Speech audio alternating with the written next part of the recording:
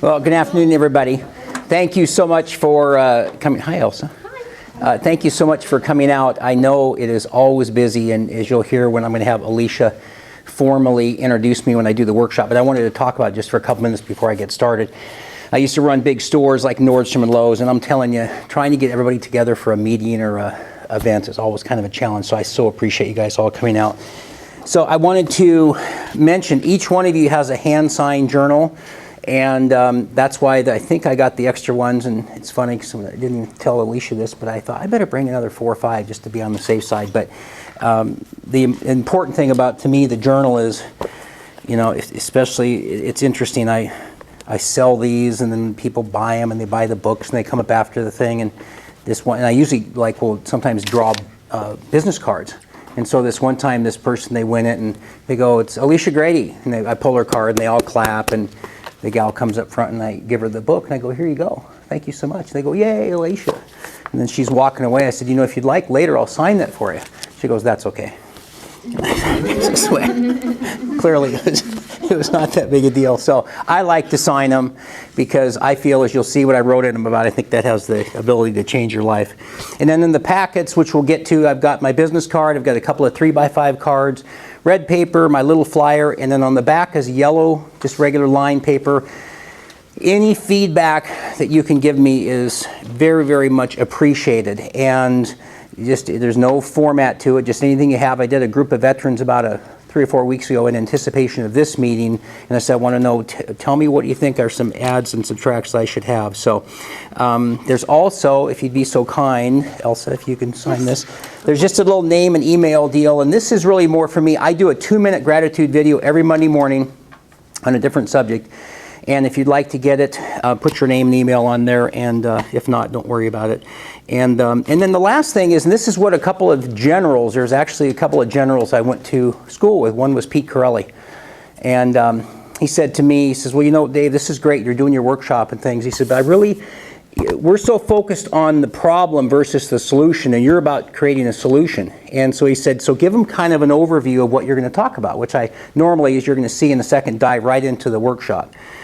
So I kind of wrote this down. This workshop improves morale and engagement by embracing the immense power of gratitude, which creates a better relationship with you and makes you happier and more productive. And that's the type of feedback I've gotten for so long. So with that, I'm going to have Miss Grady come up and do a little intro.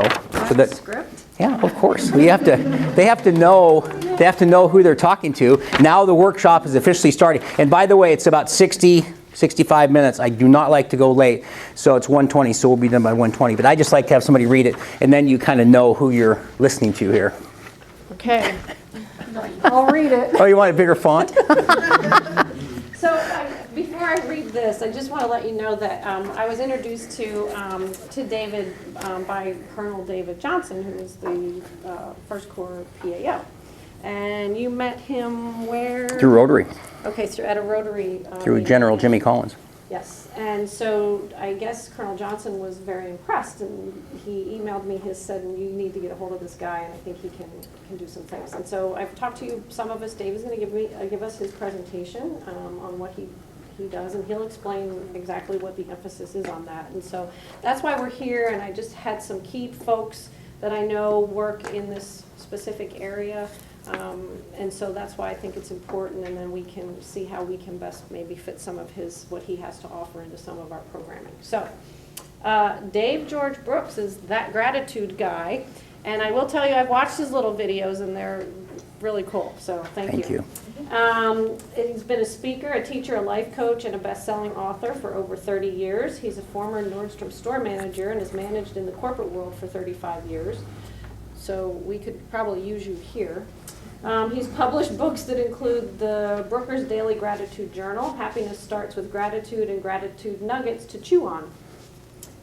He was featured on New Day with Margaret Larson on King TV, and recently shared the stage with Bill Gates Sr. at a regional conference. And with over 450 gratitude videos posted on YouTube, thousands have seen his message, and he is now considered a leading authority on gratitude and how living a life of gratitude can enhance and improve your life. Thank you, Miss Grady. It's all yours. I read it, thank you so much. I read it once myself, and it just didn't have quite the same thing to it. So I'd like to start immediately with, by show of hands, how many people here have suffered a significant personal loss in your life? It's like everybody. So I am fortunate enough to know I do high schools, average age 17, 18. I've done commencement speeches and classes and assemblies, and I do nursing homes where the average age is about 90 to 95. In the high schools, half the kids raise their hands, which just blows my mind. And of course, you can imagine in the nursing home, everybody does. So I'd like to tell you real quickly about the significant personal loss in my life. It was September 29th, 1998. It was about 6:30 in the morning. It was a Tuesday, and I woke up and I looked to my right, and my wife, Dana, wasn't there. I thought, that's strange. I wonder where Dana is. And just then, Connor, my 4-year-old, comes running in. Where's Mommy? I don't know, honey. So we go look down the stairway and walk down the hallway, rather. And my 14-year-old, Kyle, comes in, same question, we don't know. So we look in a couple rooms, and we can't find her. And we walk down to the end of the hallway, and we look down, and she's down in front of the washer and dryer. And she's crumpled over. It doesn't look good. And so we go running down there. I turn her over, and there's this stuff coming out of her mouth. Connor starts crying. Kyle, I said, go call the police, call the fire, call whoever you can get a hold of. And within a matter of, probably 4 or 5 minutes, there must have been 20 or 25 people in our home. And they had her laid out on their back, and they had the tubes and the wires and those paddles, and they were all doing all that shock stuff. And I'd never seen anything like that in my life. It's very surrealistic. And for those of you that either raised your hands or have gone through anything like that, one of the things that I notice is that time loses all measure. And when this little short fire person comes over to me and she says, Mr. Brook, we've been working on your wife for an hour and a half, and we still don't have a heartbeat. Do you want us to continue? And I thought about it for a minute, and even though you're in shock, this CPU up here still works a little bit, and I went, goodness gracious, an hour and a half, 90 minutes, no heartbeat. And I said, no, you can stop. And she was dead. And she was 38 years old. And as I mentioned, the boys were 4 and 14, and it was a very, very challenging time, to say the least. But what made it so difficult for me was this wasn't the first thing that happened to me in my life. It was the worst thing, but my father had been a fairly good, prominent attorney, and he committed suicide. And my mother died of cancer. And 2 of my best buds died the night I graduated from high school in a car accident. And there's probably another 15 or 20 people that I don't even talk about anymore, because I'd rather get quicker to the solution about how it's going to help you and how gratitude and different things can change your life. But I lost so many people, at some point I thought, I don't understand what the point is here. At some point, I'm going to need a coping mechanism. I need something to help me. But I also realized it has a lot to do with how you look at something. So I'd like you to all stand up if you'd be so kind. And I want to do something real quick. It's after lunch, so you should feel pretty good. I just want you to take your right hand, short ceiling here, extend it out, and start turning it in a clockwise manner.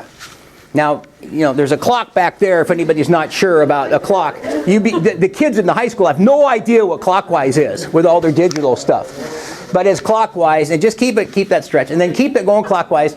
Now just keep it going clockwise. And is everybody going the right way? Okay, now just start slowly bringing it down. Keep going clockwise. Bring it down to your eyes, your nose, your chin, your chest, and your waist. Okay, now what direction is it going? Bueller? Anybody?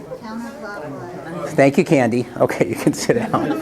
Yes, in fact, it is going counterclockwise. And thank you, Alicia, for still doing it. There's always, thank you. And Gary, thank you too. There's always a few people that keep going, and it makes my day. I have a couple of fraternity brothers that I was talking to one day. They go, we've seen your little presentation, and frankly, we're not that impressed. And well, that's fine. But then they asked me, what's the story with this? I go, well, if you're so unimpressed, how come you don't know what this is? I said, it's above and below. It's glass half full, half empty. It's a choice that you get to make. And one of the reasons when I get into this gratitude journal that I'll talk about is we do get to make a choice. And I was thinking the other day about people that if you ever have friends in your life that start a sentence with, you don't understand, And you've all had them. Hopefully none of you do that. But you know, comma, what's coming next is an excuse. And it is a choice. Well, you didn't understand, Alicia, I couldn't make it here in time because you see there were some red lights and stuff. It's always kind of an excuse. But it does come back to me having to find something that was going to help me. And when I eventually got into the gratitude thing and understood, because what gratitude does is it helps you focus on everything you have in your life versus what you don't have. And when I mention, whether it's in the service or anywhere else, that people so often are focusing on the problem.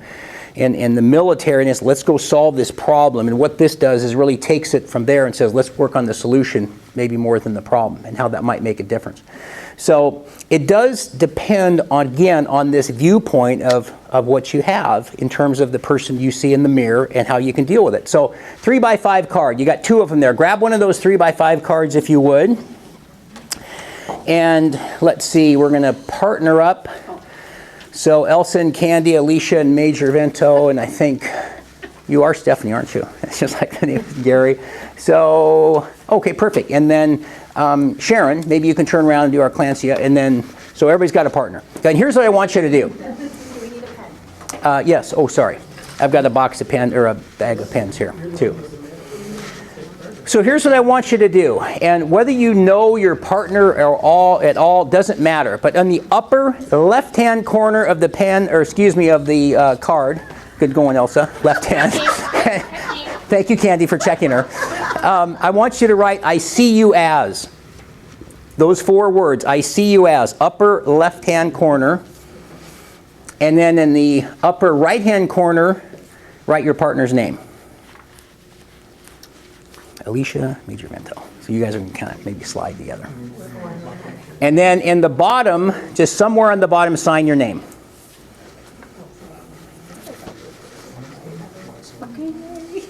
Everybody got it? Okay, and here's what we're going to do. I'm going to give you 1 minute, and I want you to write how you see your partner. So this is Candy, Elsa, Elsa, Candy. And it could be, I see you as happy, as I see you driven. However you see that person, I want you to write it. No talking to the person. And Alicia, how you see Major Vento, how you see Alicia, and so forth. 60 seconds, go. Write how they come across to you.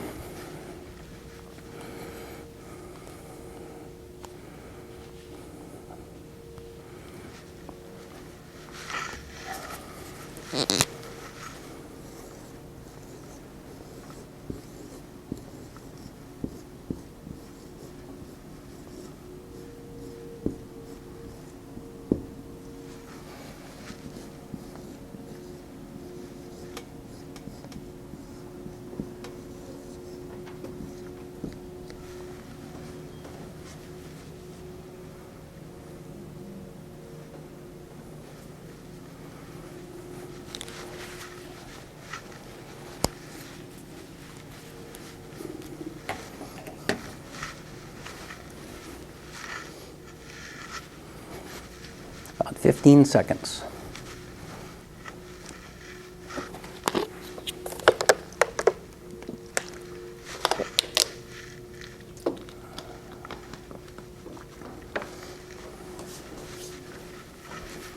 Okay, and stop. Okay, another 60 seconds. I want you to both read to each other what you wrote about each other. Just take turns, 30 seconds each or whatever.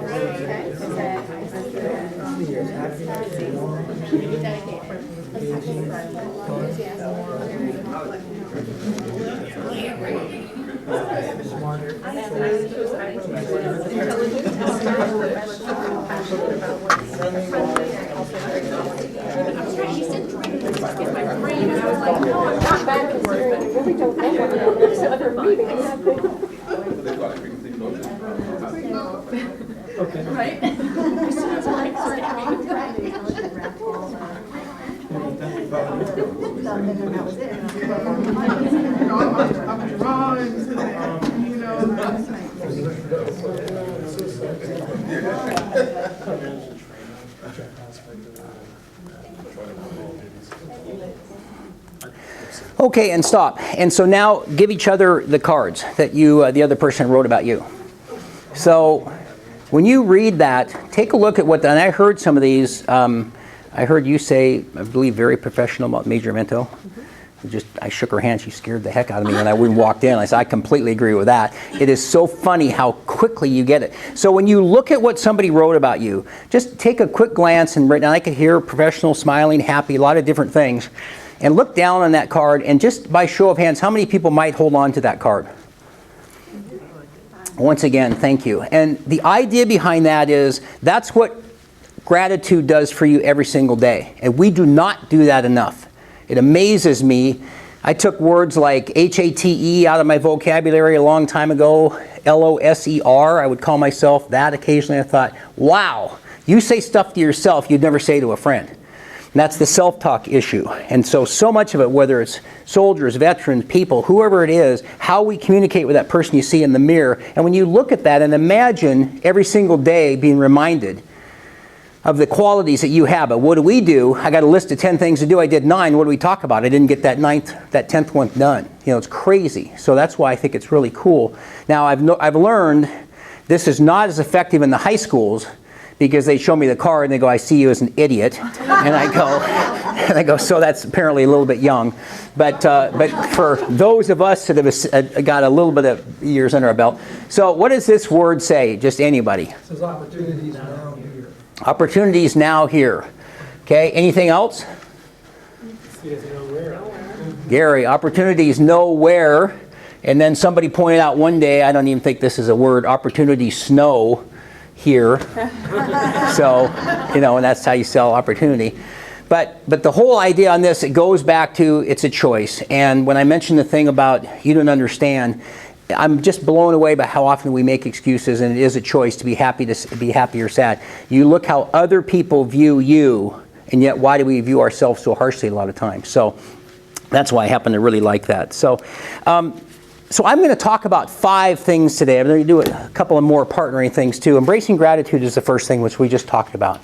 It was a coping mechanism I needed to have. Not only did Dana pass away from a prescription pill overdose, which is what it was, Vicodin and Oxycontin, 38 years old, as I mentioned. And I lost my house, I lost my business, I lost all our money because she had taken out and bought the pills and everything. And addiction is quite a thing. You can usually go 2 or 3 people in any row, and they've experienced it somewhere in their life, and family or friends or whatever. And it's really, really difficult. So I decided, I made that decision. In fact, 2 or 3 days after Dana died, I walked up to this deck that we had, and our house was teeming with people, and they were bringing food and all this kind of stuff, trying to help. And I walked out on the porch, and I just sort of looked, I was by myself, and I just sort of looked out at the sky, and for the first time in my life, I realized why people kill themselves. You know, and I know now there's 22 service people that kill themselves every day. A person in this country kills himself every 13 minutes, and in the world every 40 seconds. And I stopped, and I just knew the Aurora Bridge was about a mile away. It'd be real simple, just run over there. I was so down, I couldn't even believe what had happened to my wife and to my life, and all the money was going to be gone, and etc. But I thought about it for a minute or two, and I said, nope, I'm not going to do it. I got 2 boys, 4 and 14, as I mentioned, and I'm not going to kill myself. And once you make a decision not to, it's now off the table. So it's just not something I'm even to consider anymore. But I still needed some things to help. And one of the things that I really realized is that I think it's neat to have a mentality, and we'll get to the gratitude journal in a minute, but it's neat to have a mentality about not giving up. Winston Churchill, don't ever give up. Connor, 4 years old, as I mentioned, he wanted to play baseball. Well, they put him in the kindergarten, and he had trouble, and then he was in first grade and he had trouble, and he got held back, and he had to go to first grade twice. He still gets irritated with me about that. But he wanted to play baseball, and the gal says, we need to assess him, and she takes him in, and all these people look at him, and he's bouncing balls and all this kind of stuff, and she says, he's really messed up. I said, his mom just died 6 months ago. And they go, yeah, but he's going to need all this special stuff, special ed, occupational therapy. And it was just horrific because I'm already dealing with the loss of my wife. Now they're telling me my son, Kyle's having a hard time. I walk out into the car, and I get in the car, and I burst into tears, and I'm driving Connor home, and he goes, Daddy, what's wrong? And even to this day, it gets me emotional because I couldn't tell my son there's something wrong with him. You know, he'd already lost his mom. I'd lost my wife. Kyle had lost his mom. Money's gone. We had to move in with a friend. It was just ridiculous how sad it really was in many ways. But I could choose to go down that path, or I could choose to go down this path. So I said, no, let's try it. So he kept trying baseball. So he goes and he does coach pitch and all this stuff. And then he does, I guess T-ball came coach first, and T-ball is first. And so he's trying to do T-ball, and he can't even hit the ball. Now the ball doesn't even move. You know, I mean, any kids here? Anybody have kids here? I'm assuming a few. It's all the nodding heads. And so he'd be swinging up here, and the ball was down here. And so finally he lowers it down, and he hits the tee. And the ball dribbles forward, and he goes, Dad, I got a hit. Okay, Connor, that's not quite the concept. But he stuck with it. He stuck with it. And he was 8, 9, 10, 11 years old. He just kept playing. He never played, but he kept turning out. And then one day we get to May 31st, 2005, and I'm at all the games because I got to be the best dad. If I'm going to set an example and become the gratitude guy, or I got to practice what I preach. So I was there for all those PTA things, and same thing with my older son, Kyle. So it's the bottom of the 7th in this Little League game. And their team is down 7-6. And there's 2 guys out, and there's a guy in second and third, and I think the guy's out of players. You know, so Connor! You know, so here comes Connor out of the, dugout, and he's swinging a bat like he's Babe Ruth, like he's some big hitter. He's never even had a hit. You know, and then he does something that was so odd. He goes, Dad, I'm up! And he like waves to me in the stands, and I'm just going, kids don't talk to their parents in the stands. Gosh, and so he comes up and he takes a couple of cuts and he goes up to bat, and it's ball 1, strike 1. All of a sudden it's full count. Next pitch comes in. He just rips it down the third base line, goes inside the bag into left field. The guy from third comes in to score. The guy from second comes around third, and here he comes, and the ball and the catcher, and they all come together. The guy catches it, and they crash, and the ball pops out. And they win the game 8-7. And he is standing out on second base. Dad, I got a hit! He's like waving to me from out here, And I had such a lump in my throat, I couldn't talk for, probably an hour and a half. But when we got home that night, and they actually went out of the dugout and put him on their shoulders and carried him off the field. But he stuck with it. And you guys know that whether you have kids or not, or anybody in your family, if you stick with it, it's always going to pay off. And he eventually was on the baseball team at Bothell High School. He graduated last year before. He's now in San Diego in college. And he was the leadoff hitter, and he was a 3.5 student. And got picked student of the year in his junior year. But it was because he never gave up. And we sat on the bed that night, and I said, Connor, it was never about baseball. We lost our mom. Kyle did, you did, I did. We lost everything. Money, everything was gone. I said, but you never gave up. And that's the message. And I think so many times we look back in life, and that problem is still over there going, I'm still a problem over here.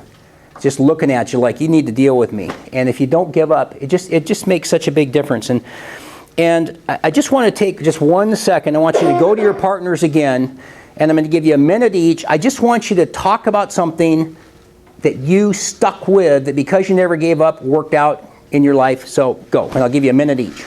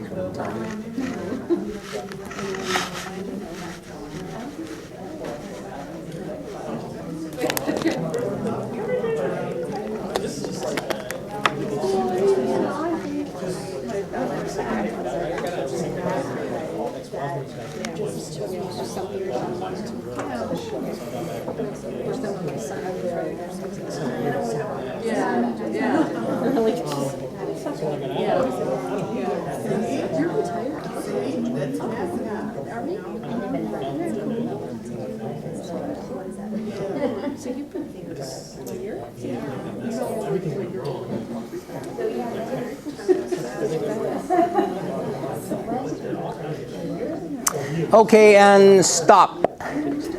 Does anybody want to share a story of not giving up? Elsa, Candy? Well, ours actually was both about education. And what was the, just a little bit She was ready of, to give up on a class, which would have changed the course of her life had she given up on it.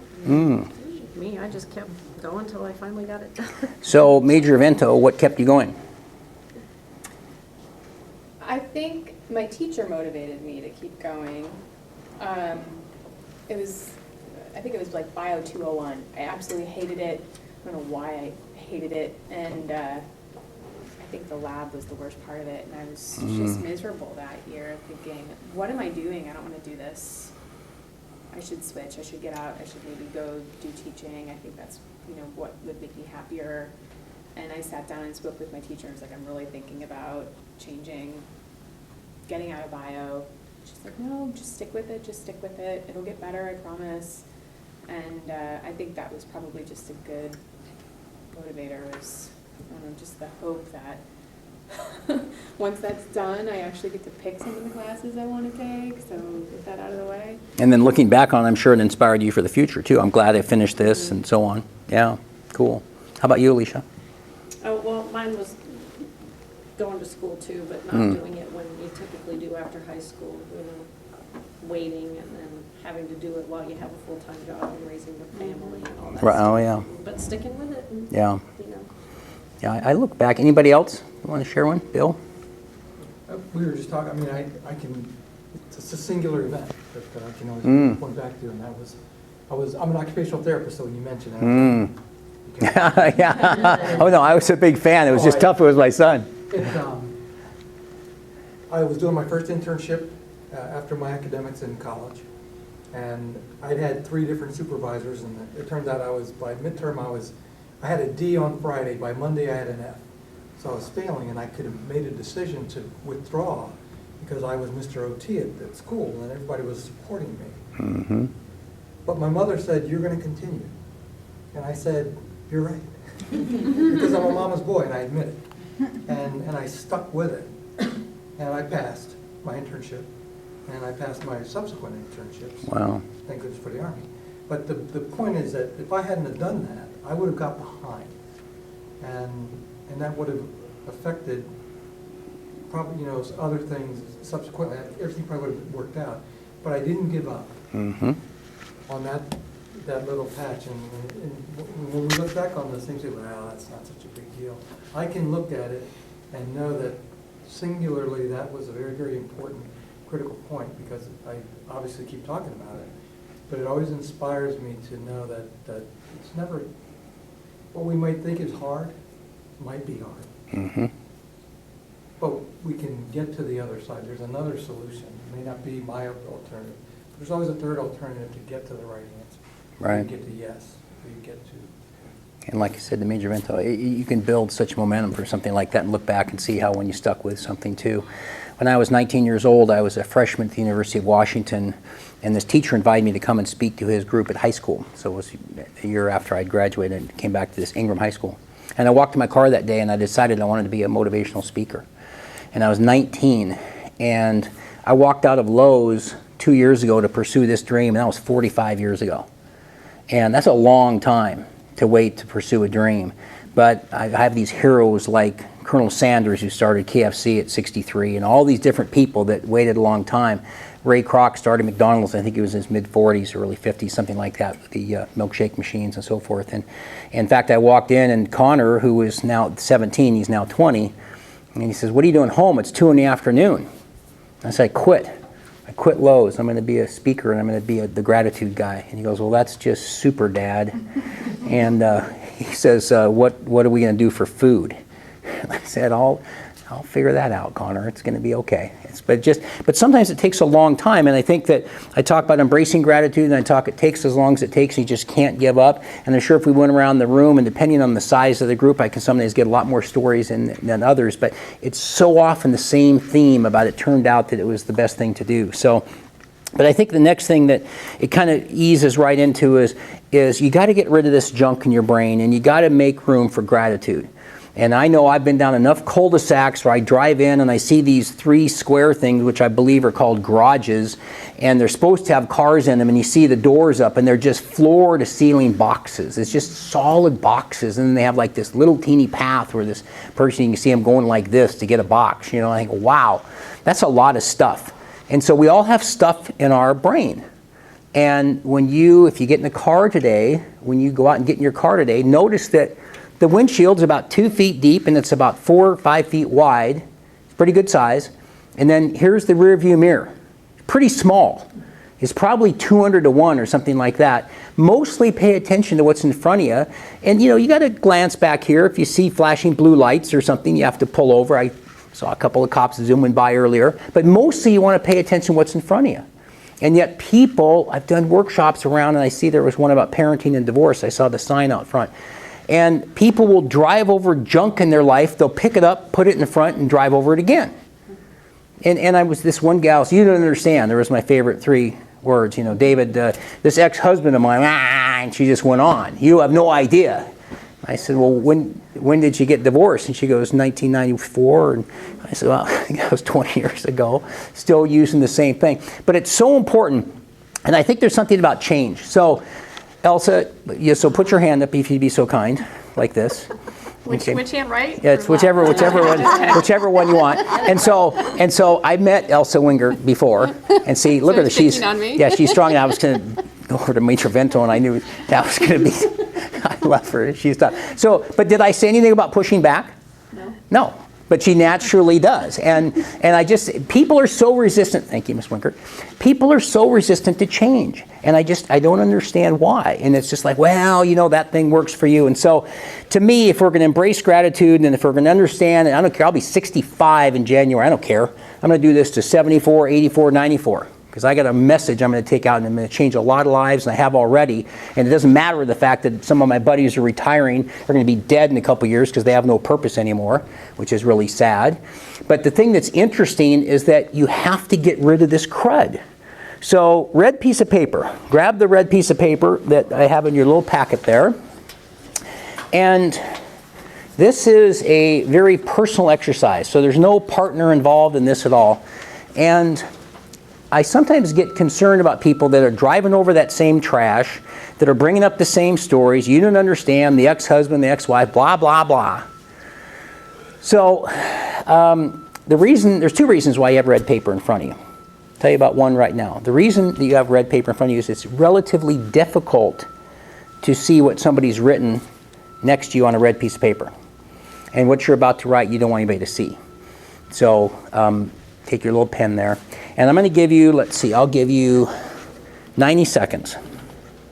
And what you're going to write in this red paper, just you and the paper, no partners or anything, is as fast as you can, in the order of priority, some of the biggest mess-ups you've done in your life. Biggest regrets, biggest mess-ups, biggest mistakes, biggest things that, what was I thinking? Anyway, we'll chat about that later.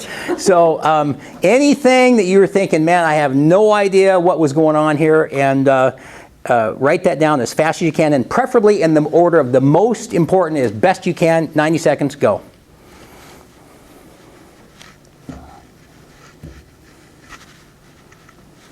So are you clear?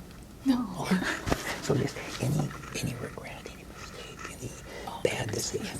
Oh, okay, good. Okay. I thought you asked me about No. Sorry.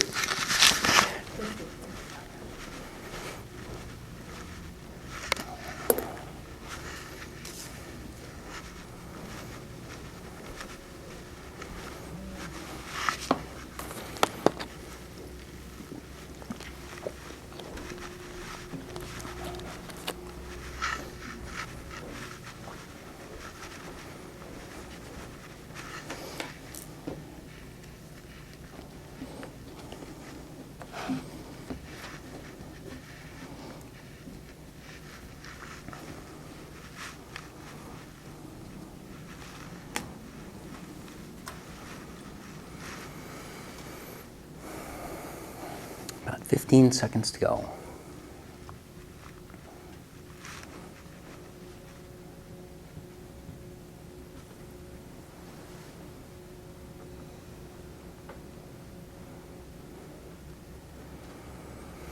Okay, and stop. So when I first did this exercise, and I wasn't sure if that's what Alicia was alluding to, but I wanted to go, can I have about 20 minutes? Because I felt I needed to do a lot. And then I always have a few people say, well, regrets, or, yeah, if I hadn't done that, I'd turn left, I wouldn't be here, and I understand all that. And then I always see a few people in the workshop when I say, go ahead and do this, and they're like this. And I want to go, look, if you have nothing, I wish I were you. I wish I was. It's fine, it doesn't matter. But as I said, the red paper, because you don't want to see what the person is writing next to you. And the second reason it's red is because when you go up to a stoplight and it's red, what does that mean? Stop. Thank you, Candy Campbell. It's a alliterative name. And everyone's like, what does a red light mean? And they go. I go, not where I come from. But we have to stop with this crud, and we have to get rid of it. And that's why it's so intensely personal, and that there's these mistakes, regrets, goof ups, whatever you want to call it. You have to get rid of it. And if you're going to put gratitude in your mind, and you're going to install a gratitude journal, and really have a mindset of what you have versus what you don't have, you can't be thinking about what you don't have, and not in the mistakes. If only this, and so forth. So 30 seconds on the clock. You have 30 seconds, and I want to see who can tear this up into the most pieces possible in 30 seconds. Go. I want to see the best technique. Nothing. It's okay.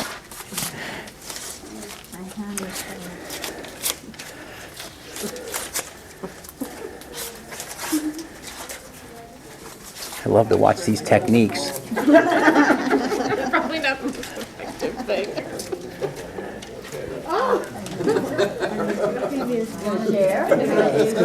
Okay, stop.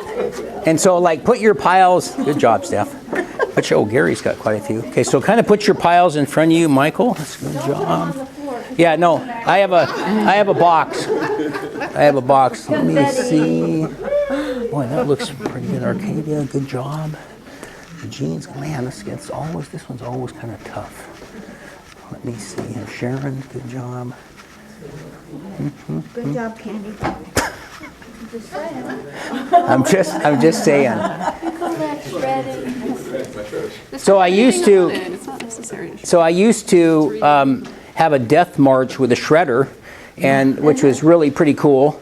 And then I decided I want something to be more visceral. Got to see Eugene's here. Oh man, I think Eugene's just got it. He's pretty good. Oh, I don't know. This is Anthony. Gee. I should have tried with him. Yeah. Well, whoa.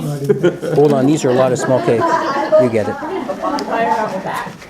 And so then I had another time when I would burn them up, and people would light them on fire, and then the sprinkler system went on, and that wasn't good. So it's kind of close, but Clancy, I got to give it to you. There's a little gratitude nuggets to chew on.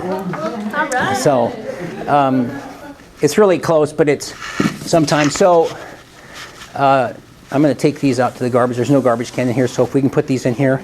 Now, I'm very careful about this because I've actually taken a break in the workshop, and I've seen somebody try to put together the person's next to theirs. And just go, holy oh cow.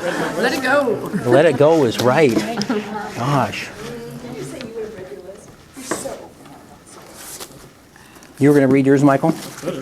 There was one workshop that, and we'd been doing that, can you share your deal or whatever, and it was down in Tacoma, and she goes, can I share mine? I went, well, normally they don't. And she goes, and I was so stupid I did this. I go, oh my God, that's not part of the routine here. It's like, you're not supposed to, I just finished saying you're not supposed to say that you're having a hard time. So, anyway. Okay, so hopefully that stuff stays behind you, and it's just, again, like the rear view mirror and any of those things where there's just, life goes by so fast, and this is why it's always so, the 20 or 25 people I've lost, and I think about how many people I've known that have taken their own life, or any of these different things that have impacted me. You get smarter, but you also have to have tools, and you got to pay attention. So in front of you, next thing is the gratitude journal. So I have this buddy of mine, he says to me, I always had these really great friends, you're so messed up. And I went, my wife died. I've had a lot of people die. He says, well, you need to get on with your life, and kind of harsh in some ways. And so I want you just to open up just to one of the blank pages, because we're going to talk about this in a second. And I want to talk about the daily number. And you'll see it in the upper right-hand corner of the left side. And the daily number is simply this. It is how you feel at this very moment. 10 is the best day of your life, 1 is the worst day of your life. And what I want you to do is take the other 3x5 card, and I want you to think about where you are. And you can do halves, but this very moment, people will sometimes, well, you mean this morning or yesterday and all this kind of thing. No, just right now. And on the 3x5 card, I want you to write down what number you think you are right now, and put it upside down and put it on the table just for yourself. So whatever you think you are right now, 10 is the best day of your life, 1 is the worst day of your life. And you can be 5.5, 6, 6.5, 7, whatever you think, however you assess your mental, emotional, financial, spiritual, whatever you feel you rate yourself right now. I want you to write down that number on the card. How many digits? 6.139? Thank you, Gary. That's good. And just turn it upside down, because we're going to refer back to it in a minute. So, and you're going to write in the journal in a second, so put it actually on the table, because you can see it. I just want you to keep track of what that number is and see what happens. So this buddy of mine says to me, you need to get a gratitude journal. I think it would help you. Now, how many here have ever heard of a gratitude journal? Wow, more and more people. I had not heard of one. So I order one on Amazon, and I get it, and I've been depressed and having all this difficulty with my life, and it just sits there. I don't even touch it for 2 or 3 months, which is just stupid. So one day I start writing in it, and I start noticing all these amazing things happening in my life, 5 minutes a day.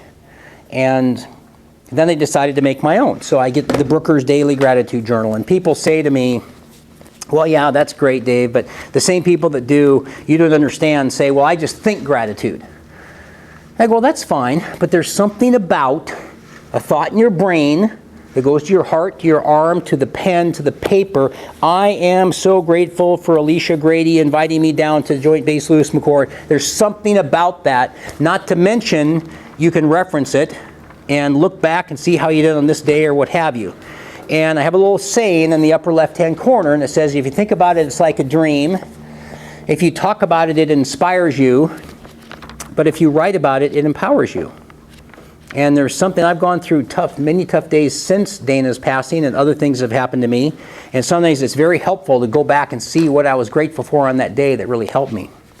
So when you open this journal up and look at it, it says gratitude today, day and date. So you put so you can start on your first page there, and you put today is Wednesday, 10/29.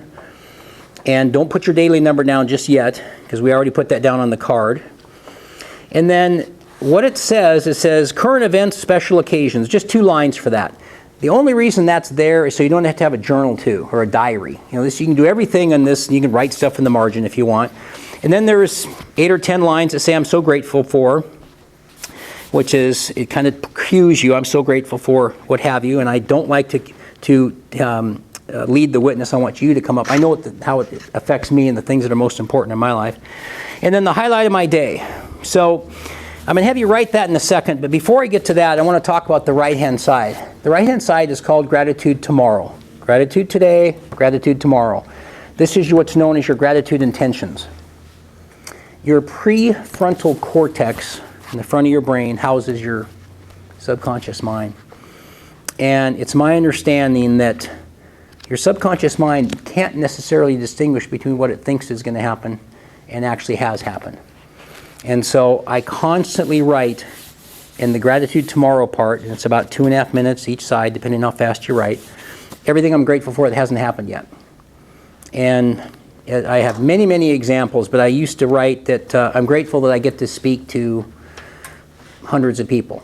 And then I started speaking to hundreds of people. Then I said, I'm grateful I get to speak to thousands of people, and I started doing churches where there was 1,000, 2,000, 3,000 people. And then I started writing, I'm grateful to be speaking to tens of thousands of people. and I was invited to New Day next year by Craig Kielberger at the arena, and that's 15,000 kids. So it programs your brain to be looking forward and being grateful for something that hasn't even happened yet. So here's what I'd like to do, and even though this is kind of new to you folks, I think you can take 5 minutes for the whole thing. I want you to just write on the left-hand page the current event special occasions. I already wrote mine this morning. I'm going down to Joint Base Lewis Accord to do my presentation, and then I'm meeting with a buddy of mine later tonight and so forth. And then, but really what you're grateful for, and again, even though we partner up on things, this is just a really personal thing, what you're grateful for, whatever order you want to put it in. You can put words, you can put sentences or whatever, and then write down the highlight of your day. And the highlight of your day can be sometime today, or it can be something yesterday, the best thing that happened to you. So I'll give you, let's do like 4 minutes, and I'll kind of keep an eye on you guys.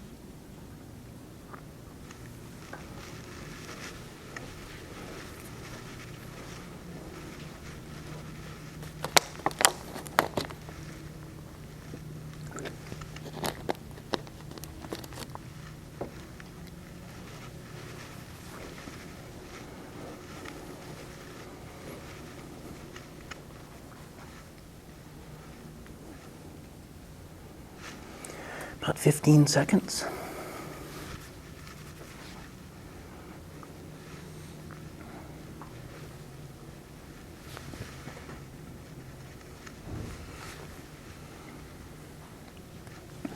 Okay, and stop. So just quickly, I know some people write faster than others, some have more things they put on the red paper and so on, but just quickly scan over what you wrote again. Not so much about the current events, but what you're grateful for and what your highlight of your day was yesterday or today. And just kind of plan it in your brain. And then I would like you to now consider what your daily number is. And after you read that, and I want you to think of what your daily number is now. And you wrote down on your card before we did this and put it face down, so you know what that number is. And I want you to think about what your number is now. So is there anybody whose number went down which is usually not the case?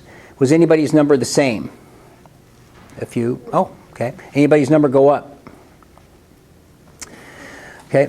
And it's interesting to me because I have watched, and I will give you an example for me, is there's something about this visceral writing. So there's 3, the others are the same. And you, of course, can write in the gratitude intentions. Most times, when people focus on it, it kind of goes up. And I remember, it's about a year ago, I was doing a talk out at Burlington Chamber, and I woke up and unfortunately, this mother of mine who died of cancer was also bipolar. And she would always call me and threaten suicide. And it was really irritating to make a gross understatement. She'd shake the bottle of sleeping pills. She said, if you don't come over and see me, I'm going to kill myself. So she later dies of cancer, and as I mentioned, my father committed suicide. And a lot of these bad things that happened along my journey. But I think I got some of that bipolar stuff from her. And given the fact that Dana, even though she had died from Vicodin and Oxycontin and those things, I'm not going to take pills. I have a thing that I just can't, and I've seen enough people. But I do battle that depression thing, and this has made a huge difference. That's why I always like to see if there's 3 or 4 people where the number went up. So I wake up this day about a year ago, and I'm doing a talk, and I'm a 2. I mean, I'm just as depressed as you can get, and I think, you know what, you better get your gratitude journal, and you better drive down to Starbucks. So I get it, and I drive down to Starbucks, and I write my gratitude journal, and that bumped me up to about a 4 or 5. So I felt better, but I'm usually an 8, 9, or 10 guy most days. So I drove up to Burlington, did the talk, and about 250 people, it's a pretty good sized group, and at the end they come up and they buy the books, and they, and they say nice things and so forth, and this one gal's crying. She says, can I give you a hug? And I said, sure. She says, my name is Janice. She says, you just changed my life. And fortunately, I've heard that a lot since then. But what I should have said to her back then is, well, thank you. I don't know if I changed your life, but I certainly am giving you some tools that can help you. But thank you. And she says, I need to get a journal. My son's got drug problems and so on. So then I talk to these other people, and I go out in my car. I get in my car. And here's one thing that might be true for some of you. If you ever wonder who your best friend is, just kind of think about that randomly. Who's the first person you call when you get the best or worst news? It's one way to tell. So I wanted to call Connor immediately and say, I just changed a life. And now I seem to get that a lot more as I do more and more talks and workshops. And I was going to call Connor first, and I was going to call Kyle second, my older son.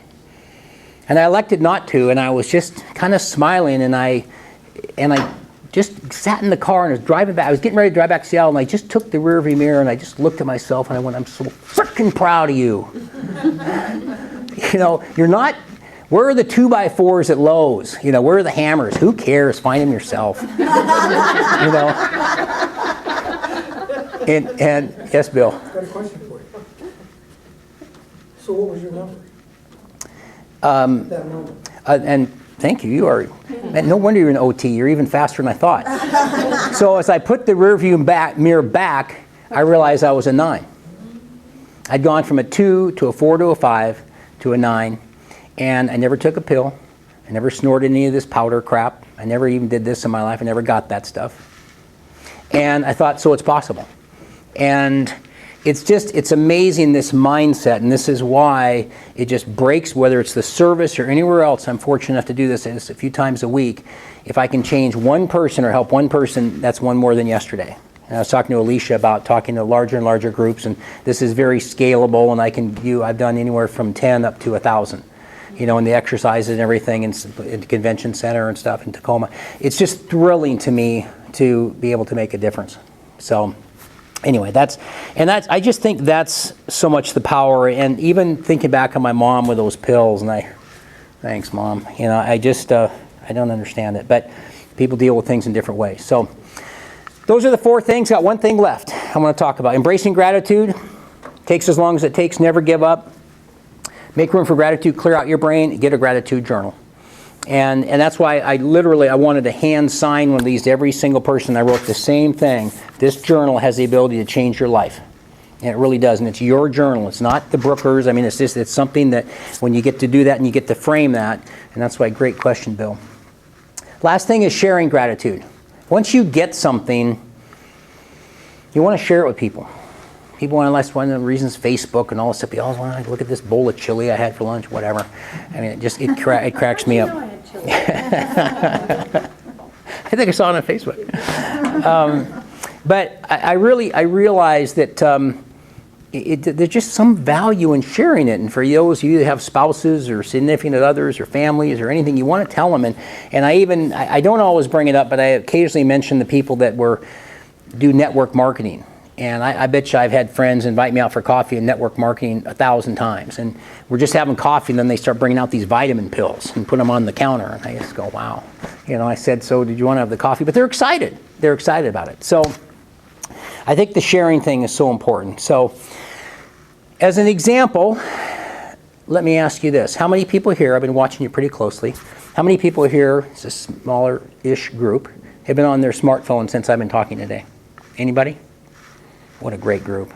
There's always like a few little hands that kind of go up and I kind of catch people. So everybody grab your smartphones. That's all right. If you've got one, and If I remembered to bring it, I would have been on it. yeah, BlackBerry. that's okay. Whoever's got them, and for those of you that don't, Alicia or anybody else, you can just you can write yourself a little note to do this later. So here's what we're going to do. This is called the 4 T's. T is in the letter T. I'm going to have you text, tweet, telephone, or tell somebody. And so if you don't have it, you can write it on the card. Thank you, Alicia. How grateful you are to have them in your life. So I'm going to give you 60 seconds to do that, and you can text, call, or do whoever you want. Go. Just how grateful you are to have them in your life.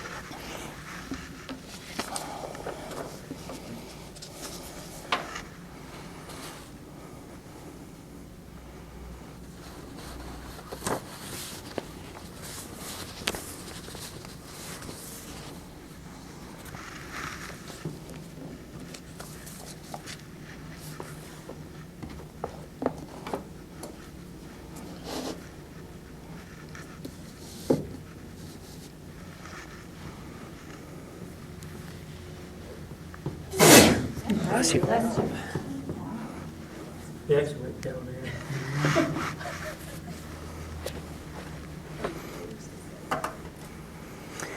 10 seconds. Of course, I'm in the high school. I give them 60 seconds. They do like 7 texts.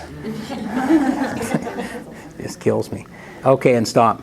In fact, it was funny. It was in a high school where most people text, and it was in a performing arts center. So it was that thing that went up at and I could hear this gal over here, and she's talking on the phone. And most people text. I mean, you can see most people, but she's talking, and I'm assuming it was her husband, and she's going, "Oh, hi, honey, and yeah, I love you so much, and I'm so grateful for you, and I don't know, some speaker just told me to call you and tell you." And I just went,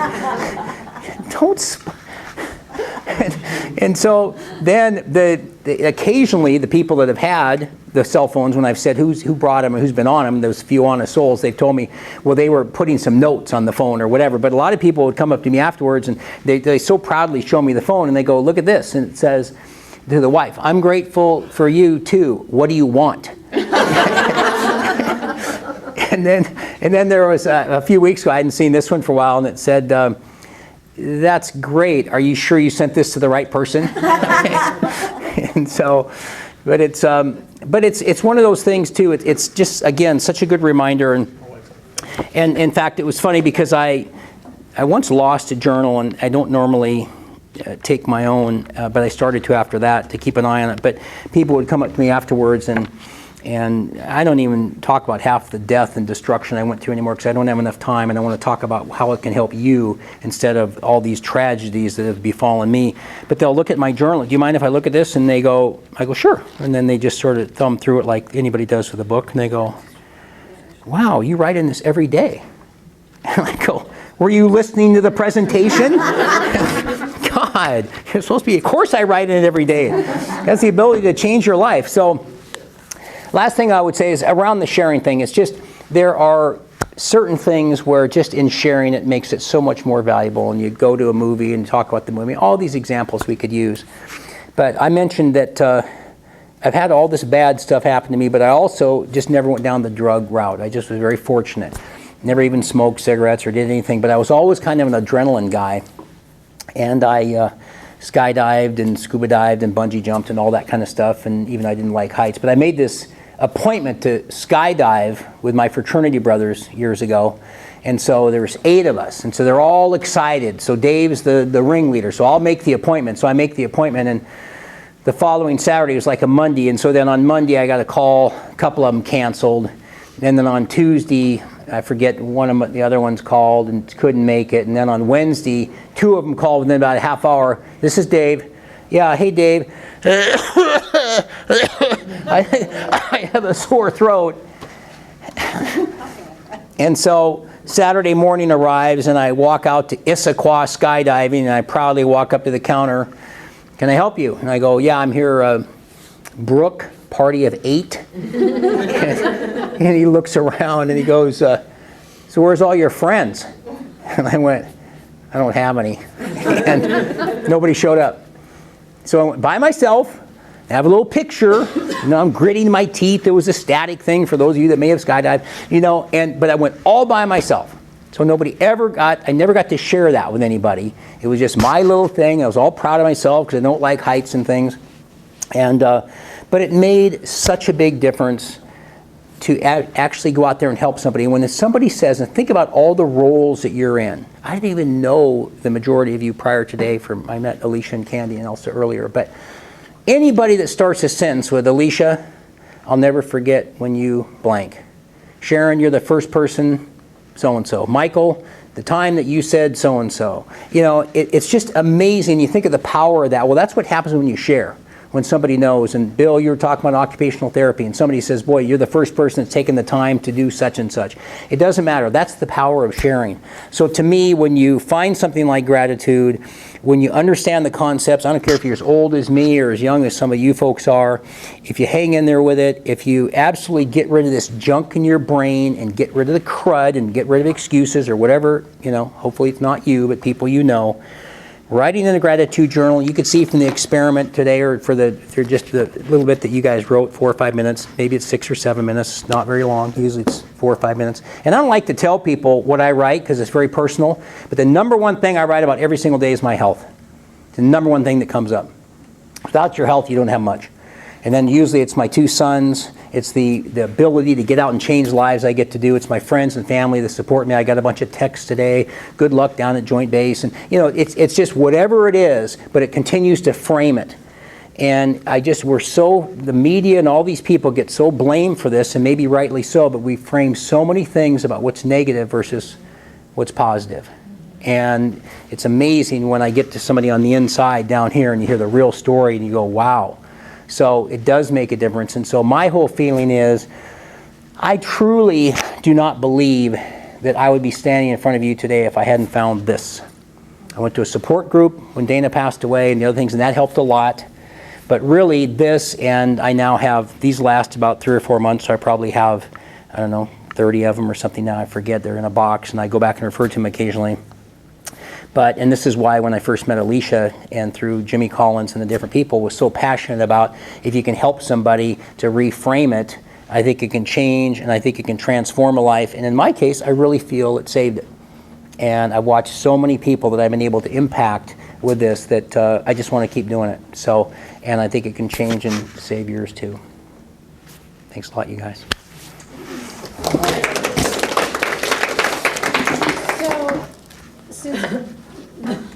Well, every one of us in this room is a service provider of some form or fashion. I had asked Dave to come and give a quick mini presentation. So it would basically be what an audience would receive, and a presentation is typically how long? I do anywhere, that was 60. I do 90 and 120, it depends on the group. So, as we had spoke, and we have a mix of folks, and I'm sorry that our Ready to Resilient folks weren't here, but they obviously Except for In our cell. Oh, there went his number. Cell. because we're really grateful. Well, he's the guy that teaches resiliency.